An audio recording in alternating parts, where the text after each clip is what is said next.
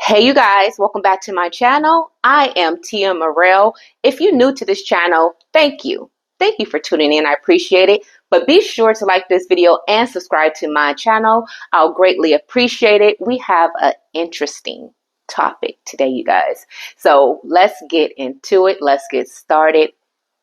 Here we go. I just want you to see this is me. So please accept me for who I am. And please accept me for what I do. I'm just doing everything that I can. Cause all I wanna be is true. So if any of you see my previous video, you notice that I spent some time talking about having an identity crisis. Lord Jesus.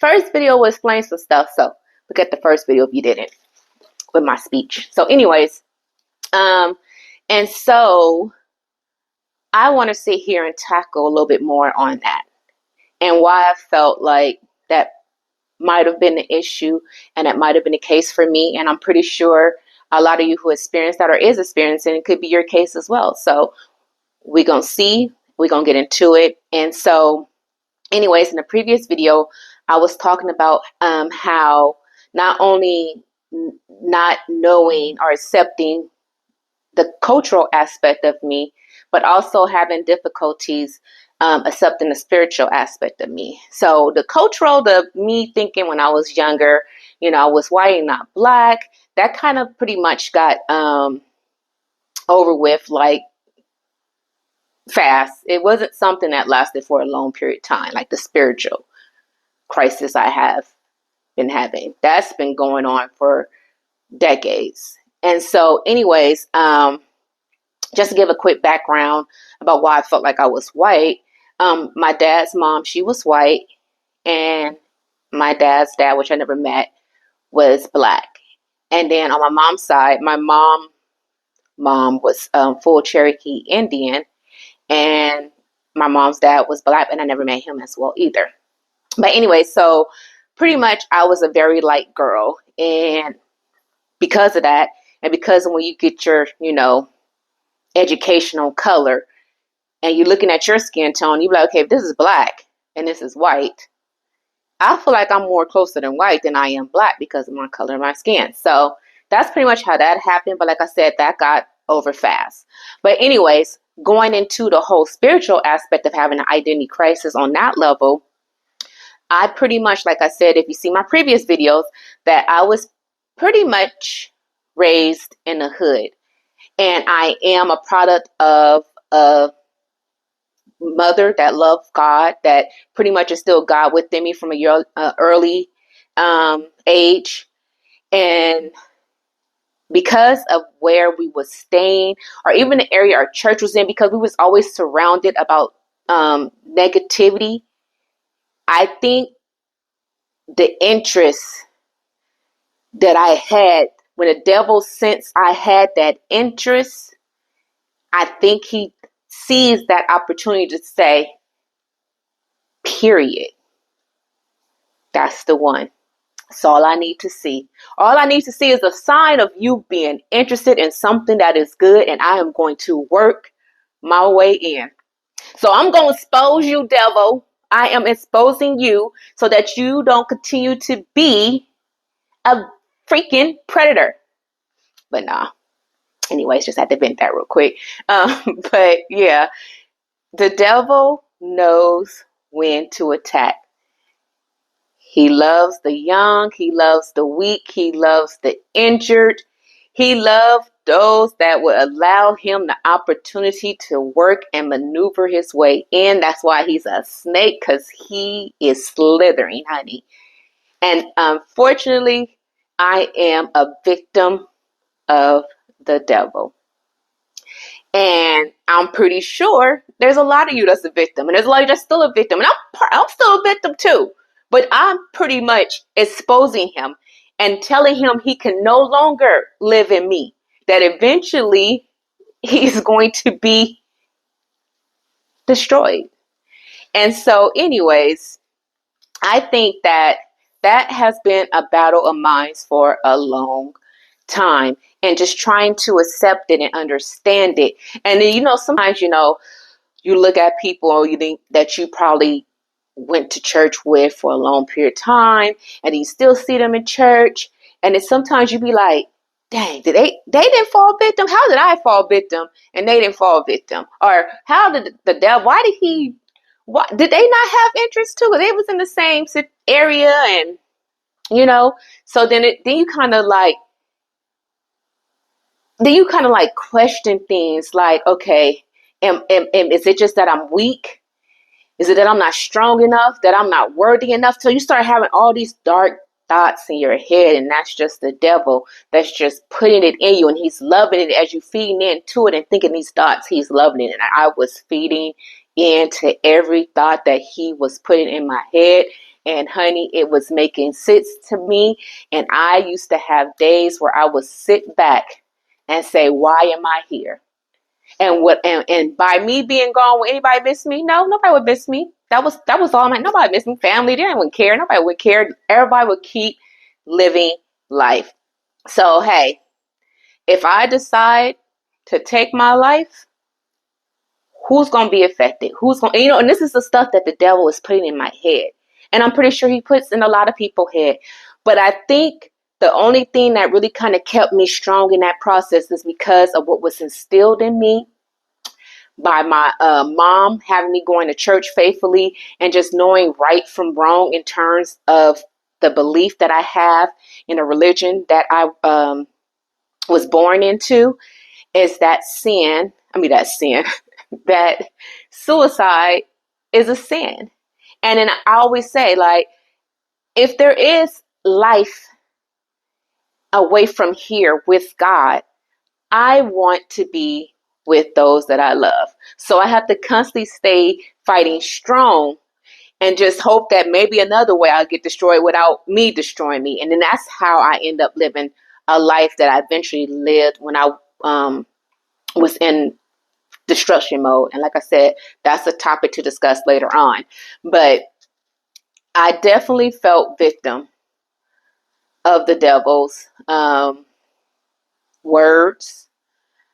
And now I'm much stronger in knowing that when I hear certain things that don't seem right, that's the devil.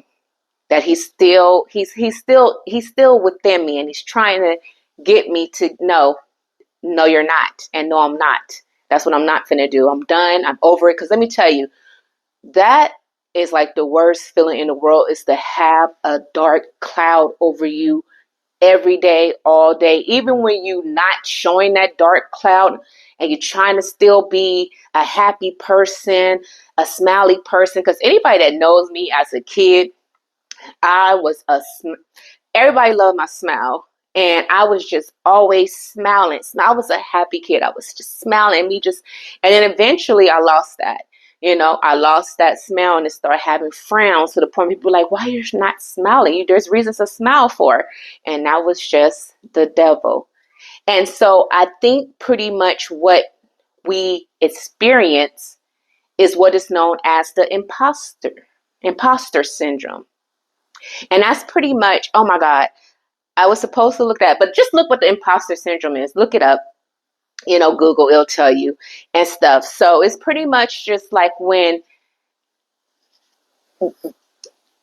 it's like when an imposter, somebody that's just make their way into something they don't belong, a place where they don't belong, and they pretty much find a way in.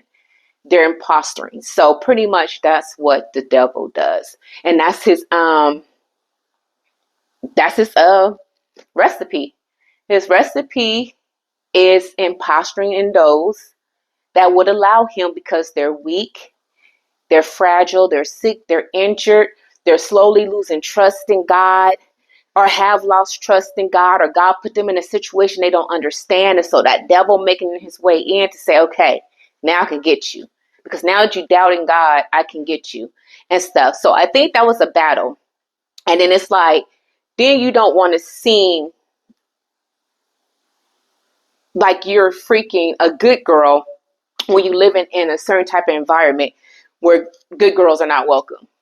And I think that was my issue too. It's like, okay, I know deep down inside I'm a good girl because of how I raised and everything. Like, nothing about my parents was ghetto.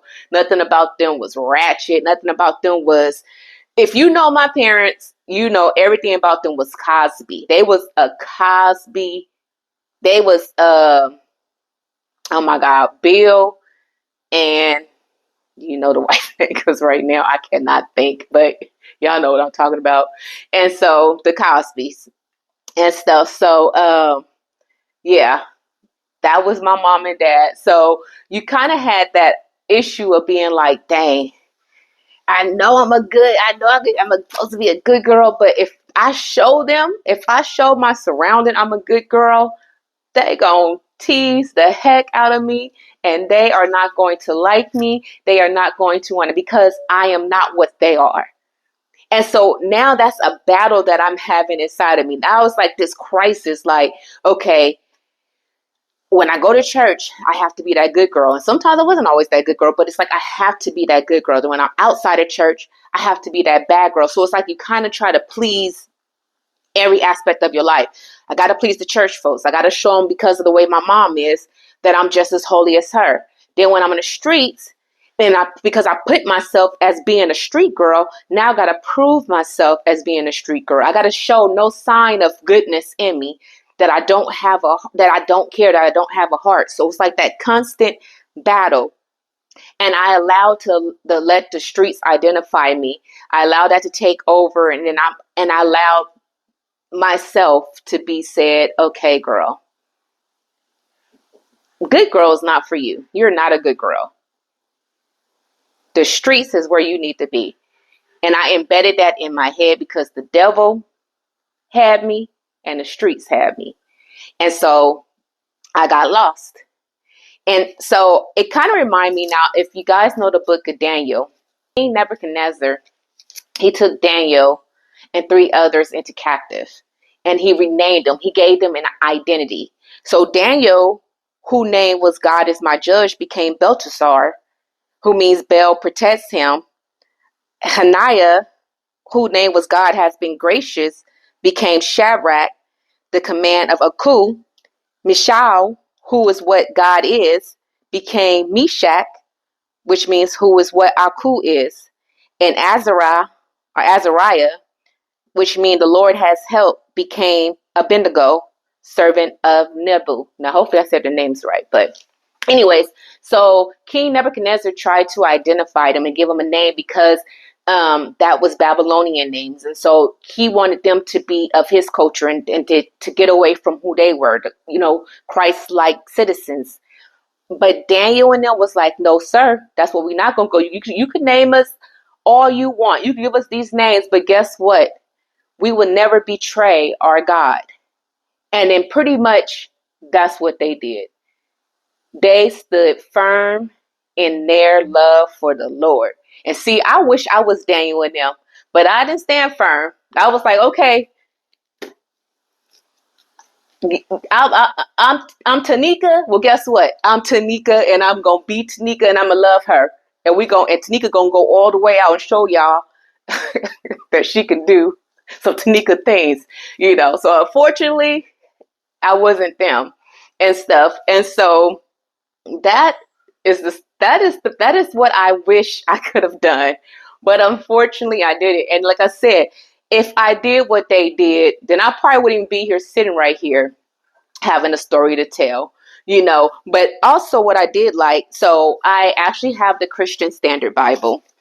And so normally they have little side notes or side sessions to emphasize more on. And it's so funny how the one that in Daniel is called Identity Crisis. And so just this real quick passage, it says, friends, the world will try to rename you your entire life. You'll call yourself Christian and the world will call you a square. God calls you brand new and the world will try to tell you you're stuck where you are. God writes redeem across your forehead, and the broken will try 6 days from Sunday to make you forget it. But because God's words tell you that your citizenship is in heaven. Let the one who made you also name you, and let that be the only name you'll ever need. Point blank, period. But unfortunately, that can't work for me. That didn't work for me. And so, for those of you who are going through something or who have an identity crisis, try not to make the same mistakes I made. Try to really stand firm in your decision, firm in your belief. Don't let the enemy come in and destroy you, because if you let him come in and destroy you, he will. And it's just a great price you're gonna pay, and you may go through quite a few things, but are you strong enough to deal what's to come when you let someone outside of God name you and stuff? So I don't know if somewhere down the line I could have, well, you know what? Let me just say, I feel there was times in my life where I did transition back to the life I knew, which was that of God. But every time I transition back, and because it's always when something happened, when something bad happens, or just when something, just a feeling come above me when I'm in a situation that I just want to praise God in, then I say, okay, it's time for me to get myself back right. Then I get myself back right. And then guess what? A month or so from now, 2 months, whatever, it's fast. It don't ever last long. I'm right back to being, because of the crisis that I am battling or was battling inside of me. It's like, you're still trying to say, dang, I know, but I still, I have to be this bad girl, because if you're still around the same people or environment, or just, going around the same crowd, you're going to always have to prove yourself, because they're not going to understand you when you're trying to be a good girl or trying to be the person that you truly are. When it's that of Christ or that of God or just anything, people is not going to understand that, don't have that same mentality or same upbringing as you. So they're going to look down, they gonna look down upon you. They're gonna be like, oh, you a square, you a sucker, you a prankster, you ain't no gangster, you a prankster, and stuff like that. So it's hard. And I know for anybody that's going through certain issues like that or similar, it's hard. And of course people say pray, look to God. You can hear all the type of encouraged motivations, and in that quick second you feel it. And then as soon as you just step out your door or step out the room, that feeling is gone. That one feeling is saying, okay, they're right. It's just, or even if you pray and then, maybe a day or two then it's like you just find yourself right back, because it's hard.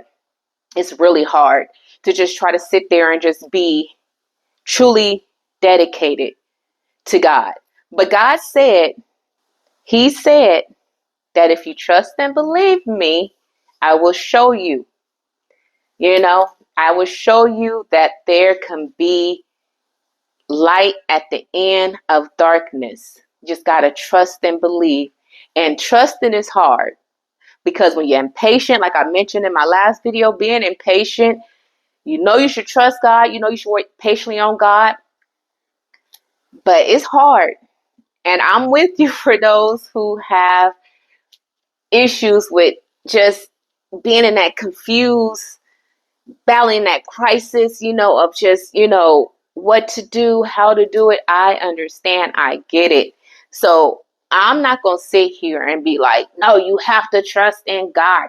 No, you just little by little, you have just go take it one day at a time. That's all I say. Take it one day at a time. Just don't lose your faith.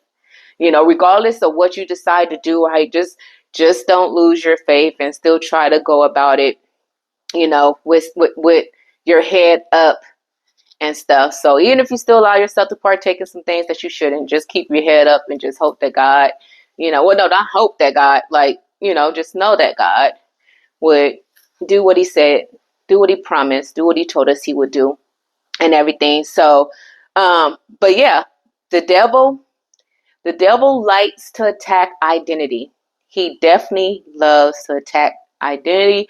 So whenever you going through something, Just know that's the devil. When you're having a crisis, an identity crisis, and you getting lost and you getting confused, and the wrong is seeming so right and so enjoyable, and you just want to partake in it and just be the best at being wrong, that's the devil. Just know. And then also, he implant thoughts in your mind.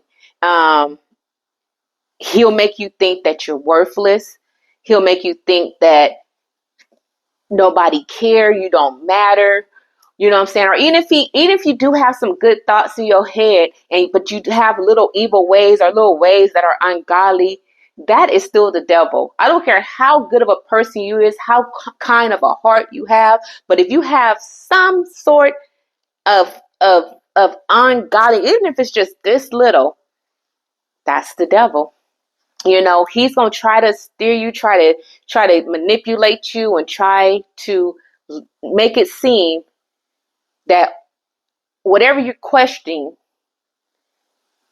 he's gonna make it seem that it's right if it's wrong, if that makes sense and stuff. So I definitely hope that by this topic we discussed today, that you guys pretty much have an understanding of the battle I had, or the battle you're having, and knowing that the only reason we are having, or I had that battle, is because I allowed the devil in, and I let him destroy my mind. I let him think that the life that I felt or knew was wrong was where I need to be.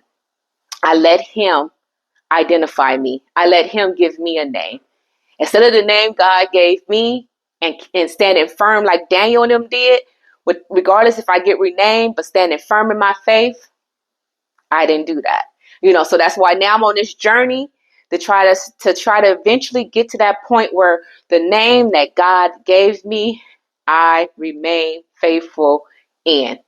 And like I always say in each video, it's a process. So don't come in my videos thinking, okay, she don't seem so, she don't, that's the purpose. Like, I'm slowly, it's going to eventually happen in time, but I'm working my way by telling my story. At the same time, I'm having this journey with each and every one of you, or just showing you my journey. So maybe down the line, if I be this whole new person, like where God is just life, you could look back at some of these videos, or even look on my social media and be like, oh yeah, she did that. She completed her journey. She got to where she, said she was trying to go. So, but yeah, with all that being said, you guys, thank you so much for tuning in. That's pretty much all I kind of wanted to tackle today in this particular video. Is just, like I said, exposing the devil, talking about, him being an imposter, and just having, suffering, just showing how I suffered, an identity crisis, and how I'm trying to cope with it and trying to, deal with it and everything. So like I said, if you have anything that you want to ask me or want me to just talk more on, drop it in the comments. Let me know. Scriptures, feel free. I'm open for any type of suggestions, recommendations, criticism, and everything. So thank you so much. Until next time, this is me.